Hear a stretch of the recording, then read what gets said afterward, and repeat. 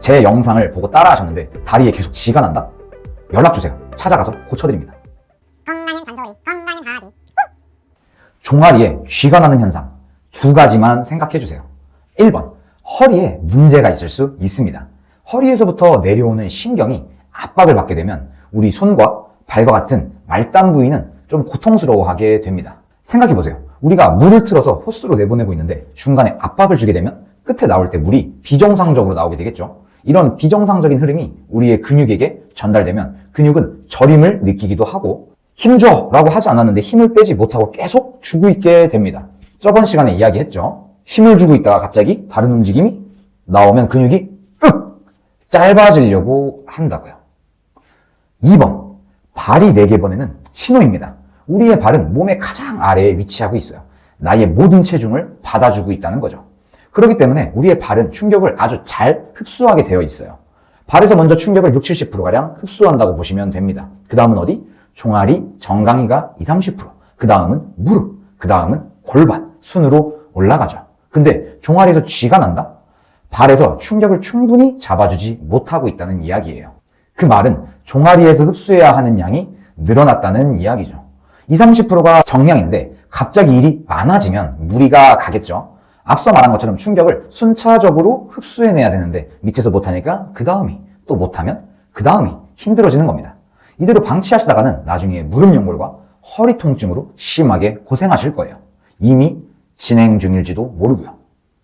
예시로 평발이신 분들이 발에서 흡수를 많이 못하니 무릎, 골반 등이 틀어지고 통증도 쉽게 나타납니다. 어려서부터 발에 충격이 많이 누적되었기 때문이죠.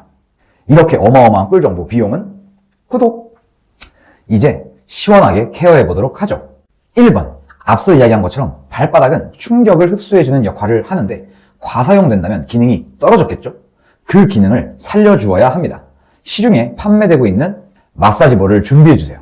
혹시 없으시다면 테니스공, 그마저도 없다면 그냥 산책하다가 발견되는 매끄러운 돌멩이를 준비하셔도 됩니다. 공 혹은 돌멩이를 바닥에 두시고 지그시 밟아줄 겁니다. 어디를? 내 발바닥 중 가장 아픈 곳 두 부위를 찾으시면 돼요. 시간이 여유가 있다면 전체적으로 눌러주시는 것도 좋습니다. 하지만 시간이 없다면 가장 아픈 두 부위를 찾아주세요. 발바닥에 공을 대주고 가볍게 문질러 보세요. 가장 아픈 부위를 찾으시는 겁니다. 어휴, 얘가 제일 아프네. 찾으셨다면 체중을 실어주세요. 생각보다 많이 아프실 겁니다. 여기서 꿀팁, 통증의 정도는 1에서 10 중 한 5 정도. 으악! 이런 느낌보다는 조금 아프네 정도로 눌러주세요. 30초 정도 눌러주셨다면 두 번째로 아픈 부위로 옮겨서 30초간 눌러줍니다. 끝나셨다면 반대쪽도 진행해 주세요. 2번, 종아리 마사지입니다. 저는 평상시에 종아리를 스스로 풀어주는데요. 수직으로 누르면 정말 죽을 정도로 아픕니다. 폼롤러 해보셨죠?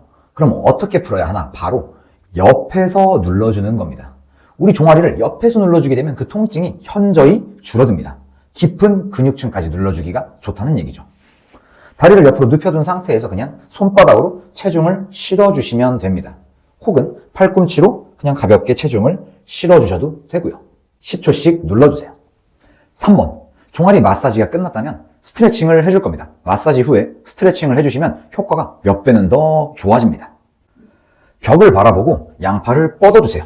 그런 다음 스트레칭을 하려고 하는 다리를 뒤로 뻗어주시는 겁니다. 이때 발이 틀어지지 않게 일자로 두시는 게 효과가 제일 좋아요. 이 상태에서 체중을 실어서 양손으로 벽을 꾹 밀어주세요.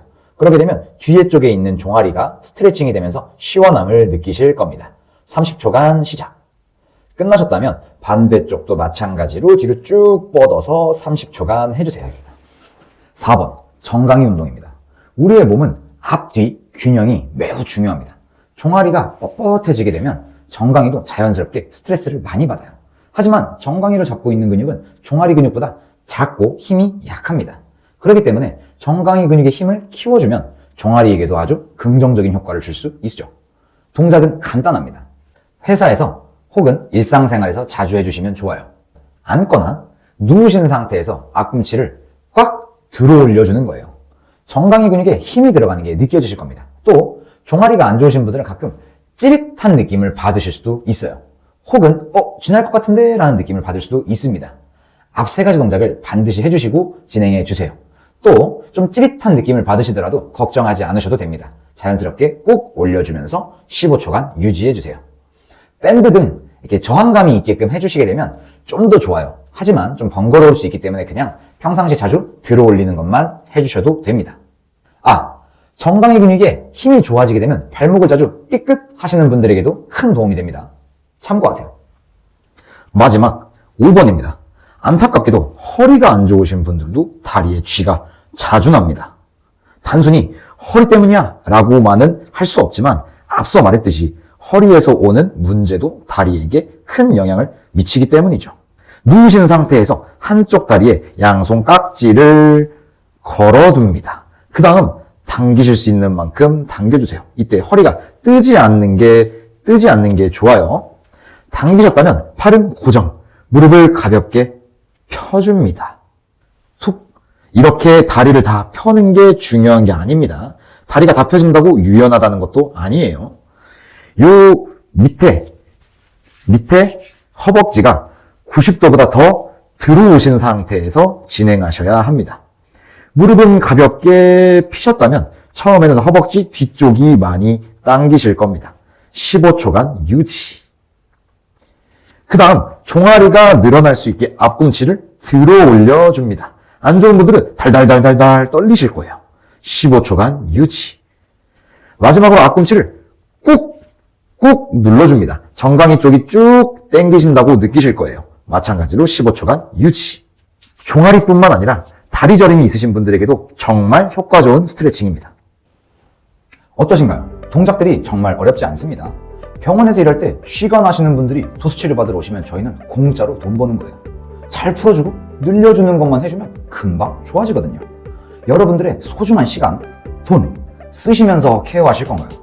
조금만 관리해주시면 다리에 쥐 나는 것 정말 금방 고칠 수 있습니다. 믿고 한번 따라해보세요. 세상 아픈 사람들이 없는 그날까지 저의 잔소리는 계속됩니다. 다음 영상에서 만나요. 제발.